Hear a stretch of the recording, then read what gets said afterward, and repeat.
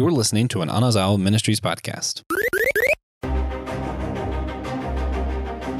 Have you ever been thrown into a sarlacc pit, and while you were being digested slowly over 1,000 years, you asked yourself, what am I doing with my life? Well, if you've asked that question, then you've found the right podcast. Welcome to Systematic Geekology, episode 24, the Boba Fett character dive episode. We're glad that you are here. We are the priests to the geeks. And by priests, we don't necessarily mean that we're all ordained, but rather what we're doing with Systematic Geekology is that we are mediators or bridge builders or these kind of folks who are called to mediate between what we geek out on in geek culture and how to process that in our lives through theology and philosophy and the deeper questions. So we're glad that you are here. Again, this is not a Trojan horse or some kind of trap. It's a trap, TJ. It's a trap. It's not a trap. It's not a trap at all. It's just authentic geeks having geeky conversations and thinking on the deeper questions that we're all asking as human beings. I am Will Rose. I'm a parish Lutheran pastor in Chapel Hill, North Carolina, and super stoked to be a part of the Systematic Geekology host squad. And one of my favorite geek things and geek franchise is Star Wars. So happy to be a part of this episode. Yeah, and I am TJ Blackwell. I don't hold any real position of power in any churches, but I do co-host the Whole Church podcast, if that counts, over on, wherever you're listening to this probably. And, I'm a pretty big Star Wars guy as well. Always have been. But super excited to get into this today. Always love Boba Fett. So should be pretty sick. Yeah. Check out Whole Church, fantastic podcast, and how I got to know TJ way back when. But I have a confession to make too. Yeah, my Star Wars is my main geek franchise. Is what I first, as a 5-year-old, one of the first movie theaters I saw. One of the first movies I saw in the theater was A New Hope as a 5-year-old. I'm probably dating myself there, but it's the first thing I can really remember as a kid and a child. Something really captivating my imagination and geeking out hard with. And so, and Boba Fett is one of my favorite all-time characters.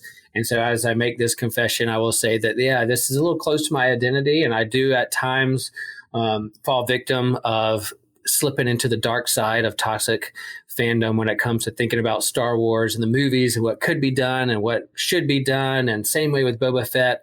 Over the years, I've tried to relax a little bit and be realistic about that. But I have a deep love for Star Wars and for these characters, and glad we can talk about one of my favorite characters in the franchise. TJ, what was the first Star Wars movie that you saw, whether in the theater or on TV or whatever? What's the first movie you saw? So we didn't go to the theaters a whole lot when I was a kid, but man, did we buy DVDs. And it might not have been the first one I watched, but the first Star Wars movie I remember watching was Attack of the Clones. Okay. Which, not a great one to start with. But I cannot tell you how many times I watched Jango Fett get his head cut off. Probably more than most people. And then you have the image of kid Boba holding that helmet, or the head. Is it the head or the helmet? Is the head still in the helmet? We don't know, but he's holding it, and we're like, wow. That's traumatic, and that's probably going to carry out with some of his actions later on in the Star Wars universe. Yeah. So that's where I started. Then I played Star Wars Battlefront 2 and Knights of the Old Republic, and I was like, you know what? I kind of like this Star Wars thing. And then I went through and properly watched all the movies and all that stuff, and I was probably like 7 at that point. Cool. Cool. Yeah, my first movie was Star Wars: A New Hope, and then my first one. I mean, the first movie that I just truly loved and couldn't wait to see again, or to the build up, is The Empire Strikes Back. Is my all time favorite Star Wars movie, just because it just hit at that sweet spot when I was 8 years old and had all the action figures, and I couldn't wait to see what would happen next in this franchise and the storyline, and so a character that was introduced into Star Wars in 1980. Was Boba Fett in The Empire Strikes Back. That was kind of his main movie appearance.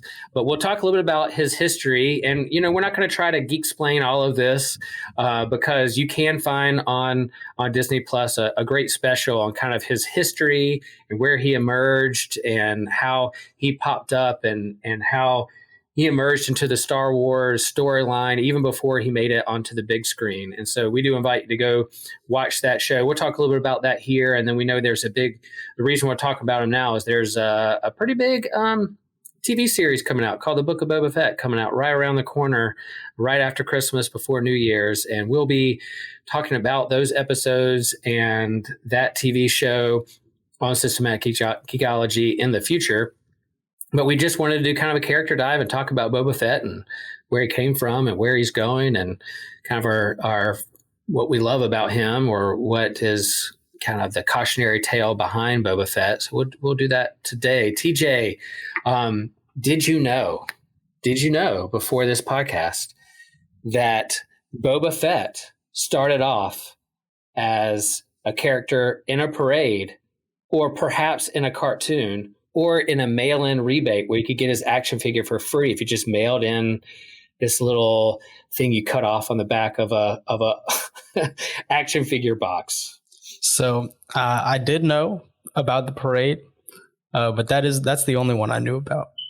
I've just heard so many people complain that Boba Fett was in a parade before he was in any of the movies. It's just so funny to me that would happen. I've never been able to forget it. Yeah, that's funny. Yeah, and they talk about that in the Disney Plus special about kind of the history of Boba Fett. But his first appearance was in the legendary, infamous 1978 holiday special that even George Lucas himself has distanced himself from. It is one of the infamous works of Star Wars. I remember as a kid sitting there with a bowl of popcorn, couldn't wait to see Star Wars on the TV. I don't remember much about it, but I can't imagine what my parents were thinking of when they were watching me watch this thing on TV. The full thing is on YouTube if you want to go back and watch it. It's so awful and so bad it's good. Like the first 10 minutes are basically Wookiee talk with no subtitles, and you're like, what in the world is going on here? But within this holiday special, you get a cartoon feature that introduces Boba Fett. And the cartoon is kind of cool. Like, you won't ever find the holiday special on Disney Plus, but you will find that like 8-minute or 7-minute cartoon. They did put that on Disney Plus just because it introduced the character of Boba Fett. And there's there's this bounty hunter. You don't know if he's good or bad. He says, "I am Boba Fett," and you're like, "Wow, that happened." So that's where he kind of emerged in the world. And then, as a kid, as I shared with you, I got all the action figures. I couldn't get enough of the toys and the action figures. And before The Empire Strikes Back came to the theaters, there was this mail-in rebate on the back of these action figure boxes that you could cut out and mail off, and they will send you a Boba Fett action figure. Now, we had no idea who he was or his place in the Star Wars universe, what his role was going to be. We knew he kind of looked like a stormtrooper, but he wasn't a stormtrooper. So who is this guy? We just mailed this off, and we got the action figure back. I wish I had kept it in a box on its own, because if we would have kept it in the box it came in, it'd be thousands upon thousands of dollars in collectibles. But I wore the paint off that thing because I played with it so much, and still have it at my house. Like, I love that little action figure. And again, we didn't know who he was, and we made up these stories in our head and speculated who he could be. And then the movie came out. And he shows up in The Empire Strikes Back in this lineup of bounty hunters when Darth Vader is on the hunt for Skywalker, on the hunt for the Millennium Falcon. And he looks at all this kind of cast of bounty hunters. And there, the one he specifically looks at out of all those bounty hunters, he looks at Boba Fett specifically and says, no disintegrations. Bring him back alive. And that's a little Easter egg come back around for the Mandalorian later on down the road. But yeah, it was so cool. And then we saw his ship, the Slave One, fly off and follow the Millennium Falcon out of that trash heap off to Cloud City. You're like, wow, what's going on? So there was his story. I don't know how many words he actually says. He's a silent, strong type. He doesn't say a whole lot. His screen time isn't a whole lot, but you knew he was someone to be reckoned with and a bounty hunter that means business, and he got the job done. Oh yeah, he was that guy, definitely from the start. Like you didn't need a whole lot of context clues really to tell you that. He just looked the coolest. He looked the coolest out of all of them. Didn't say much. Like, wow, who is this guy? Well, then after the Empire ends with that big cliffhanger from Darth Vader and Luke and Han frozen in carbonite and being taken away on the Slave One, what could happen next? Well, we knew there was another movie. Return of the Jedi comes, and there is Boba Fett. There is Boba Fett in Jabba's palace, overseeing the party going on and keeping watch over a frozen Han. And we were like, what is the rest of his story? What's going to happen with him? Well, as cool as he was brought into the universe there in that movie, I will share my humble opinion that he kind of went out like a punk. He was kind of a comic relief. He was there for a little bit. You thought he meant business. He was battling Luke with his lightsaber, and Han, still blind from hibernation sickness, just turns the wrong direction and hits the jetpack. And there goes Boba Fett falling into the Sarlacc pit. Mm-hmm. And with a comedic burp, that was the end. That was all. That's where, I don't know when you saw that scene, TJ, or what your reaction to that was, or if you knew that was coming or what was going on. But I thought it was so funny. Yeah. I thought it was hilarious because I was like 8. Yeah. Yeah. There you go. Like I thought it was the funniest thing in the world. And like, it is kind of pathetic. Like they hype up his armor so much, and then he dies to a creature that is technically more plant than animal. Right. So it's kind of tough. Yeah, and so then you have that's the end for Boba Fett, or is it? And then you find out, like you said, your first movie that you saw, the Star Wars movie that you saw, Attack of the Clones. We come to find out that his dad, or he's a clone of his dad, and really he's the genetic archetype of like all of the clones. And so there's a deeper story there. You get more of the Boba Fett story. And we were sharing a little bit offline that, that there are these books, these legends books. So even before the prequels, or I don't know how they fall in the timeline of the prequels, but even before the Clone Wars and the cartoons, the animated series, you did have these legends, these books that were put out there, written by different authors that shared that Boba Fett did survive, that he survived the Sarlacc pit and lived to live and do more bounty hunting or revenge in another day. And TJ, you said you read those books, or familiar with them? Yeah, I've read. I know I haven't read the Boba Fett specific books in a very long time because I got more attached to the Old Republic era, which is fantastic. But it's just awesome.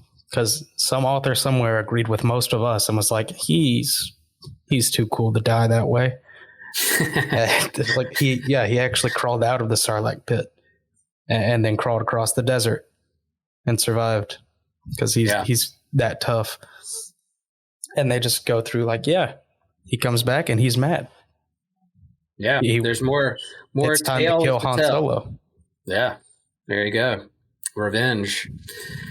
So he like all fan favorites, even in geek franchise and comic books, it's hard for any popular characters to stay dead for too long. You kill them off, you bring them back, you find a cool way to bring them back, that kind of thing. So And I do think the Book of Boba Fett's going to hopefully, we'll talk more about what we hope for that TV series in a little bit, but we'll answer some of those questions and probably pull in some of those stories in the legend books. But, in terms of his place in the universe, I think, his backstory is his cool helmet, emerging from a parade. You can get some of those stories on the Disney Plus special. But yeah, he has connections to the Mandalorian. He has a long history of being a bounty hunter in the universe. He's the strong silent type. He's the most feared. He died in kind of a weird way, but then they were able to find ways to tell his story again.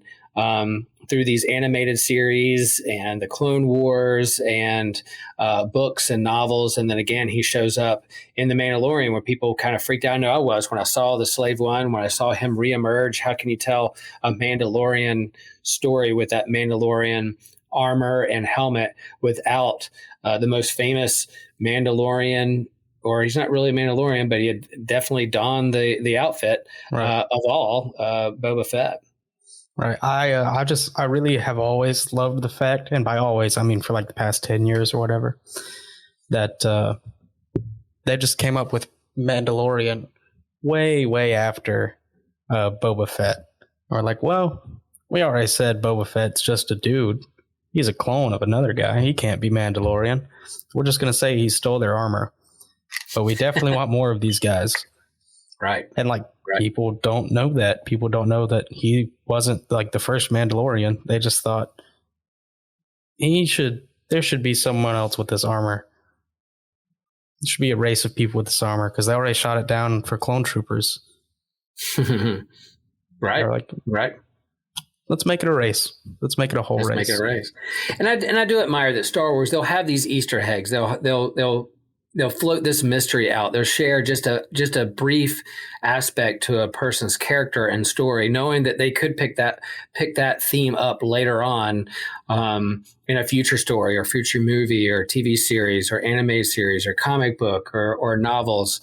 There are some times in the movies that I wish they expand a little bit more, because that's what I'm there to see. But kind of sometimes throwaway lines can be an entire series, an entire franchise unto itself. Like I remember seeing A New Hope and Luke asking, "You fought with my," asking Obi-Wan, "You fought with my father in the Clone Wars," and you're like, "Wow, Clone Wars? What is that? That's a phrase. What do you mean by that?" And then here you go. That is a whole series unto itself that builds upon that storyline. So even Boba Fett, even the small characters that are introduced, you're like, I like that character. I wish they did more with it. Just hold on. They may do that later on, whether it's a book or a comic book or TV series. Yeah. Now that Disney's got a hold of it, there's no telling how far he'll go. Exactly. And so, as we talk about Boba Fett, so many cool backstory stuff and a long history of how he emerged, and his origins from his dad and getting the armor and becoming the most feared bounty hunter in the Star Wars franchise. But really kind of what we talk about now, you can find all those things. We're going to explain it all is out there, but really kind of what I wanted to talk about in this episode a little bit is how he can be kind of a cautionary tale of toxic fandom. TJ, I don't know if you know this, but not only in the church or in politics, but within geekdom, within fandoms, there can also be kind of toxicity in a sense of people taking things too far and really ranting and raving over message boards. Oh yeah. No, I've seen it. It doesn't get as bad for Star Wars as it does for some other properties, because I've seen some wild things said to authors of certain manga or creators of certain anime. Right. That's a whole other level. But Star Wars is like Star Wars and Star Trek are like the classic angry nerd. Like, I can't believe they, didn't do this. Yeah. And as I said before, I make my confession that I've definitely gone that route in certain times. And even with the sequel trilogy and the prequel trilogy, and why are they doing this? Why are they doing that? It would have been so much cooler if they had done that. And I think Boba Fett can be kind of that example or cautionary tale or kind of an icon that points to a larger issue in terms of what we do with our fandom and where we direct our emotions and anger and our hopes and dreams for a particular character.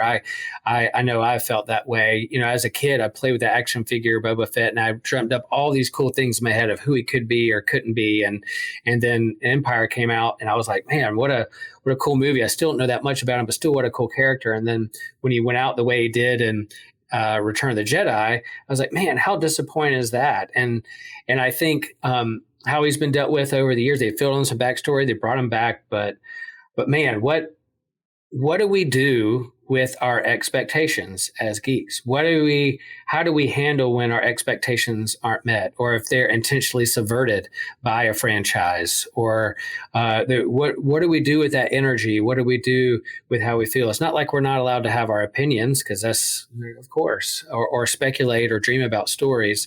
But what do we do with our expectations when they aren't met? Right. Well, for me personally, I always to myself think, oh, that's cool. That's not what I would have done. But it's also not my story. But if it's too bad, I might just pretend that my thing happened anyway. And then just pretend it happened my way and just go with that, because that makes it a lot easier and it doesn't affect anyone else. Right.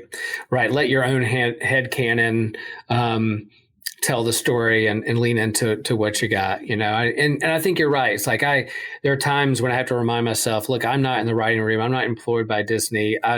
They or whoever's writing the franchise, as well as I think as I should be. Let me sit and relax and hear the story, what they're going to tell. And if it's not my type of story, if they didn't do what I want to do, oh well, this is the story they told, and we'll see what happens later on. Because there are times when things get reconned or rebooted or taken another direction. If you're unhappy tomorrow, there might be something cool that happens later on down the road. Yeah. And if it really upsets you that much, I think sometimes it just is the healthiest option to just back away. Yeah. And I think can be hard, because for a lot of us, it could be a big part of your life. Right. And I do think that's why we do this stuff in community. Systematic ecology. We're forming a community around our hosts, around the podcast we're doing, and on social media and the conversations. We want to have super fun with this, but we can also hold each other accountable and say, maybe Will, you're taking this a little too seriously. Maybe you should relax a little bit. It is just a story. It is just science fiction. It's not real life. I think these hold important places in our lives and the stories that we tell and how we process the stories in our lives. But yeah, to hold each other accountable in this is a good thing. Because, like I said, it can definitely be hard to just let go of something you've dedicated, 40 years of your life to. But, sometimes that's just what's best for you. Or do what I do and just pretend your thing happened.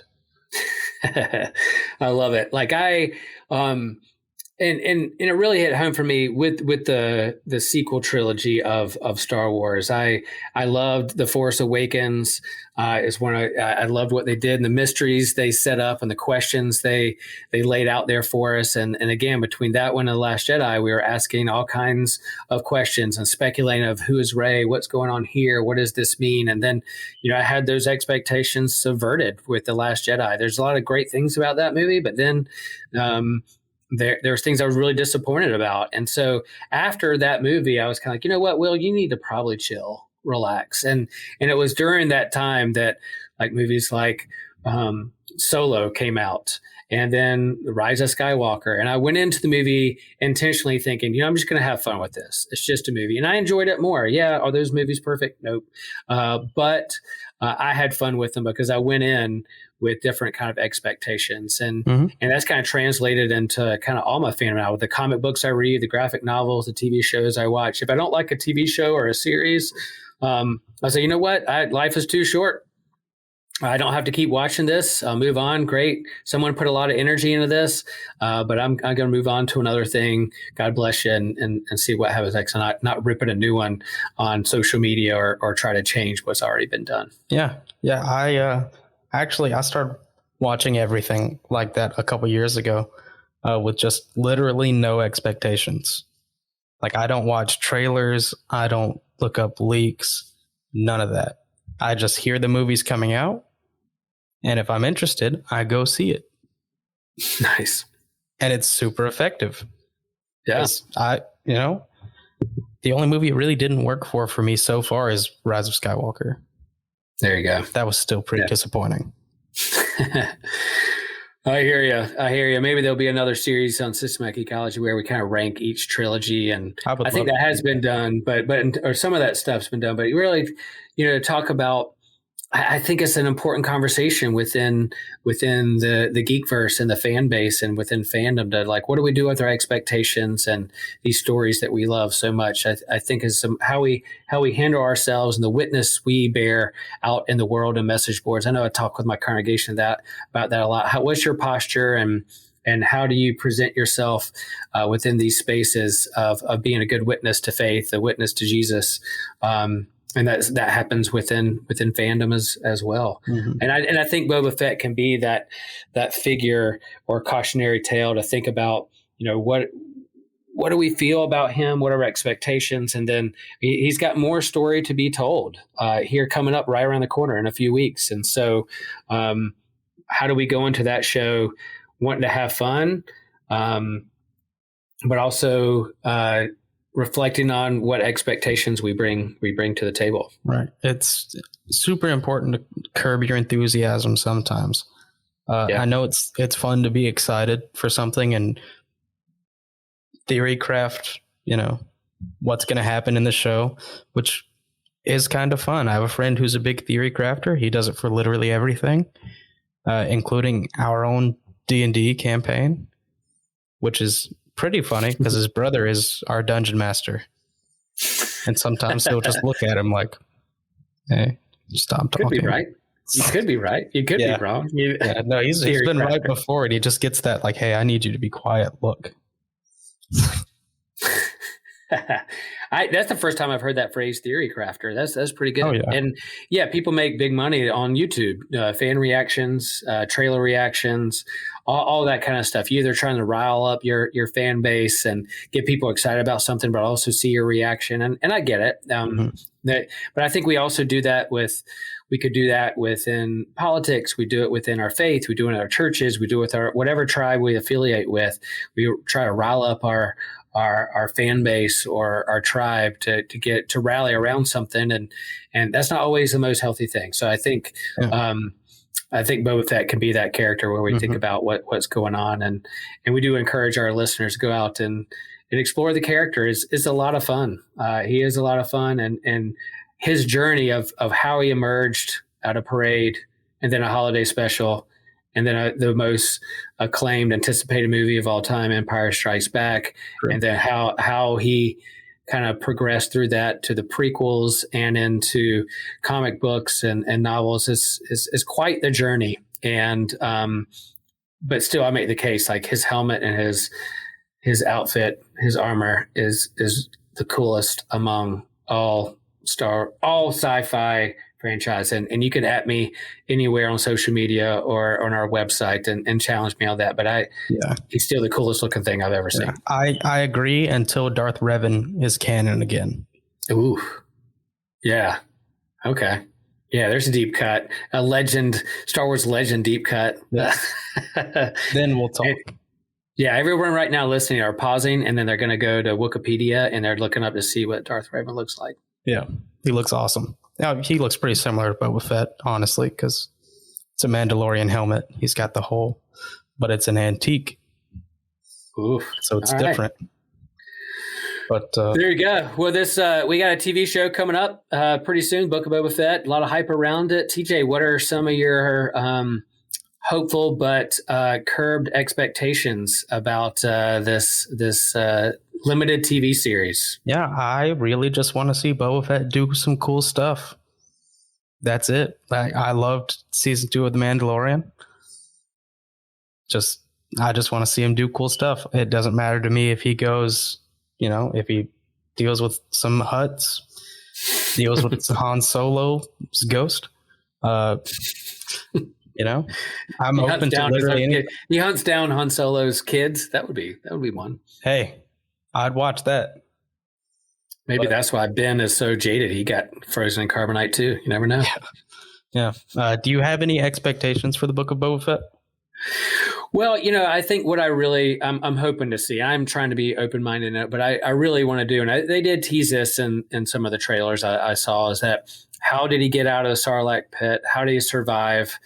Who took care of him? We kind of know how he lost his armor there in The Mandalorian, and then who found it, and then how he got it back. That was a cool story that they did. Now I want to see, I hope they do some flashbacks of how he was spit out of the Sarlacc pit, or how he survived that, and then what brought him into healing, and then what's the next stage. I think, before he was a notorious bounty hunter who was the most feared in the universe, and a villain. He worked for the Hutts. He was a villain. I think now they're going to try and lean into kind of a more anti-hero. Maybe he's not as bad. Maybe he was in that Sarlacc pit like we asked, and he asked, "What am I doing with my life? What have I done with my life? What can I do more to be more fulfilled? Do I go out like this? Is this the end?" And he had an awakening and an epiphany. But I want to see how he survived, and then take me on this journey of what his next stage is. The rumors are that this is kind of a one shot, that they're not going to do like multiple series of the Book of Boba Fett. This is just kind of his story within the Mandalorian universe. And that's fine, but who knows? He was supposed to have a movie. There was this kind of right when Disney got the Star Wars franchise, there was this rumor that, he was going to have his own movie. Obi-Wan Kenobi was going to have his own movie. They were throwing out a bunch of ideas, like spaghetti on the wall to see what sticks. And of course, all those things kind of fell by the wayside. But then I think they really struck gold when they had this streaming service and The Mandalorian. And so to be able to put these in kind of a strung out, serialized TV show from week to week is a good avenue for this to tell a story. So yeah, it's a book. I want to see some more chapters. Oh, yeah. Book of Boba Fett. Let's see what chapter this has within the larger Mandalorian and Star Wars universe. Yeah, we're finally at a place where we can get long form stories in ways other than movies. There you go. Yeah, but also have a big budget. The miniseries is perfect for most Star Wars stories. So, yeah, and I'm curious. It's hard. I mean, Mandalorian did it for a while, but they went a good long while without showing any Jedi. They leaned into it. Of course, we know what happens at the end of season 2. If you haven't seen it, go look. It's one of the best things that's happened in the Star Wars universe in a long time. The season finale of season 2 of The Mandalorian. But, will Boba Fett show some Jedi or lean into that? Will the legend of Han Solo creep up again for him? I think they're going to probably keep it underground. Will Ahsoka show up? Will others show up? Who knows where they'll go. But I am open to see what they'll do, and I'm trying to keep my mind and heart open with the story they're going to tell. Right. Whatever it is, I'm watching it. Simple as that. Well, what we like to do at Systematic Ecology is tie in some scripture. And so as I was thinking about scripture for Boba Fett, there's no scripture or stories of bounty hunters. Maybe. I don't know. I don't think there are any bounty hunters in the scriptures. We could deep dive that. But I did find a scripture verse, some verses from everyone's favorite existentialist book, Ecclesiastes. And so I'll start with chapter 3 in Ecclesiastes. There's a time to tear and a time to sow, a time to keep silent and a time to speak, a time to love and a time to hate, a time for war and a time for peace. And so Boba Fett has lived all those and will live even more. The strong, silent type who didn't say a whole lot of words will have more words, but he was always that kind of silent type. And there's this other verse in chapter 9, verse 17, that reads, "The quiet words of the wise are more to be heeded than the shouting of a ruler of fools." That's right. There you go. TJ, thoughts? I think if Boba Fett gets one sentence per episode of the Book of Boba Fett, I wouldn't be that mad. I think it'd fit pretty well. There you go. Like, he really embodies that idea that when he talks, you should listen. A man of few words, and so the words that are spoken, you should probably listen. Yeah, I think the scriptures, Ecclesiastes and Proverbs talks about, this kind of deeper wisdom. Ecclesiastes is more wrestles with those existential questions of, what am I doing with my life? Does it matter or not? There's a time and place for everything. Proverbs leans into what is true wisdom and what does that look like in the world. And I think we could probably learn from that in terms of being more mindful and intentional of the words we use rather than spewing out whatever comes to our mind and heart or trying to be the first comment in every chat board, back to toxic fandom and kind of what that means around these franchises and what we geek out on. So perhaps we could take some wisdom from the scriptures about maybe thinking before we speak, that silence and stillness, God tends to favor that, moves it within that space of silence and stillness. There God shows up, and that we should think through the words we use when we're out in public spaces, and especially on social media. Mm-hmm. That's right. A wise man once said, real G's move in silence like lasagna. And that's stuck with me ever since. There you go. There's the quote. Put that up there. Yeah, I should make a poster of that and hang it above my door, and I'll slap it when I leave every day. I'm almost positive you already can buy a poster that says that. Like, there's no way you can't. It's got to exist. Again, something I'm going to search for when this is done. I'll Google it and see what I can find. Right. But good stuff. Well, TJ, do you have any recommendations out there for folks as we move into the holiday season, the Christmas season, post-Christmas? There are a lot of great movies and shows that are going to come out in the new year. What are you recommending? What are you hopeful for? What are you reading or watching these days? So I'm not recommending anything new. I am highly recommending that everyone go watch the 3 Star Wars movies that the least people have seen. That is the Christmas special, the holiday special. Oh boy, yeah. And both Ewok movies. Oh, which are on Disney Plus. I tried super hard to get through those, TJ. I really did. And I may have gotten 3/4 through both of them. Yeah. Go watch The Battle for Endor and Caravan of Courage. Mm-hmm. You just gotta. It's like the one leg up you can get on other Star Wars fans is that you were able to actually watch them. And also, I don't think they're that bad. I mean, they're bad. Don't get me wrong. But they're not that bad. Yeah, there's some history there with Ewoks. I think the legend has it is that at first they're kind of like Boba Fett. The history, you'll find out on that special Boba Fett that they created this armor, and Boba Fett was supposed to be like this legion and host of a different kind of stormtrooper that was going to be unleashed in the Star Wars universe, but they realized it was really hard to make that armor and really expensive. And so George Lucas was like, let's just make them one person. That's it. It's like, cool. All right. Then he becomes Boba Fett, which isn't a bad change. Well, legend has it that Return of the Jedi, all the Ewoks were supposed to be like a bunch of Wookiees. But then they're like, that's kind of expensive with all those costumes.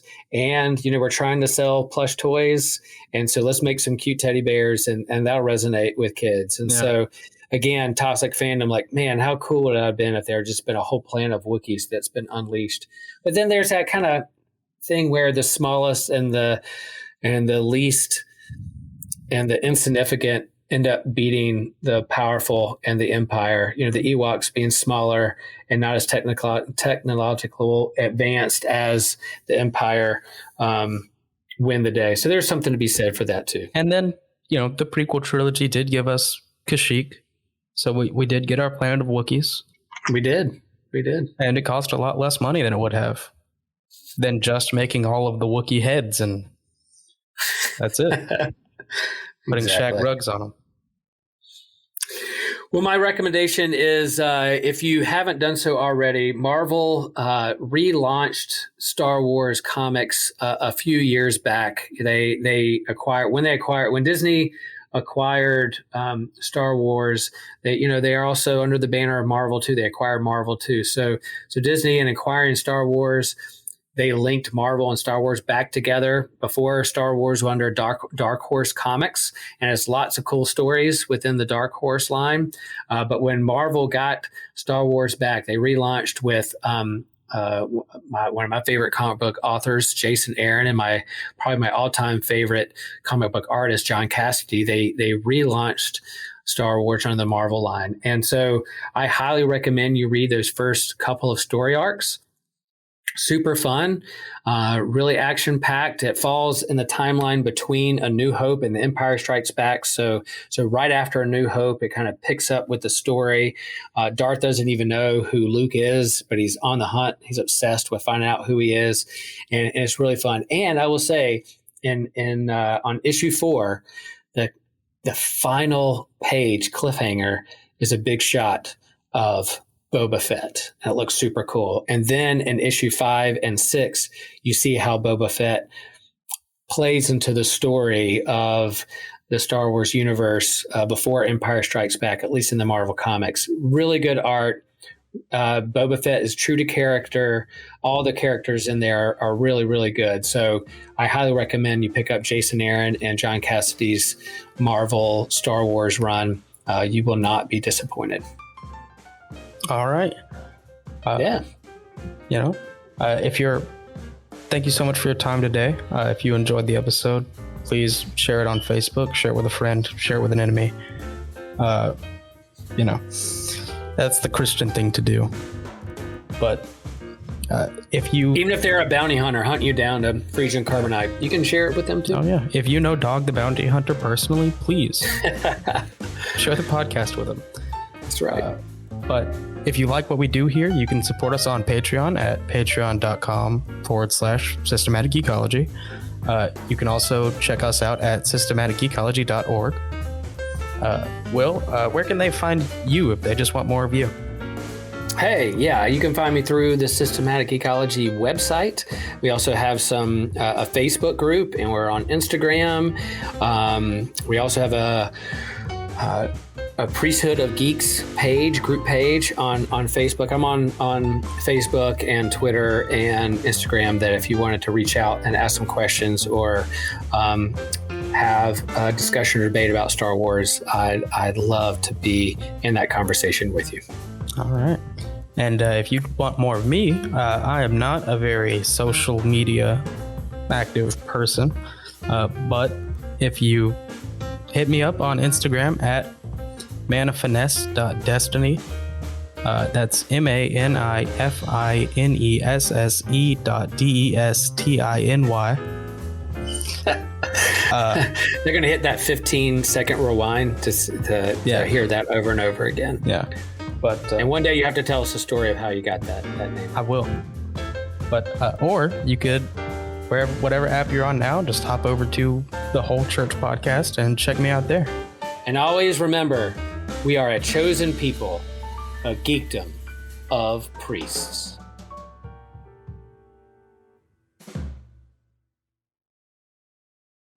TJ, do you remember what the final send-off phrase is of we're a kingdom of priests? We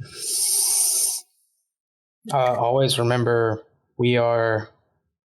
Hold on. A geekdom of priests. A geekdom of priests. Is that the whole thing? I feel like there's more. I don't know. Let me find it. You could do Attack of the Clones music, at the end. A lightsaber blazing. a seismic blast like they had in Attack, which is the coolest sound in the history of Star Wars. Easily. We didn't even mention that. Easily the best. I hope they show. I didn't share that in the episode. We should, they need a seismic blast in that Boba Fett. Oh yeah. I now have one expectation for the Book of Boba Fett. I want to see more seismic charges. Seismic charges. There you go. All right. Oh man, if you can find that sound effect, Joshua, throw it in there at the end. Mwah, mwah, mwah. This was an Anazao Ministries podcast. If you enjoyed this show and would like to learn more about our network, be sure to check out the Anazao Ministries podcast network.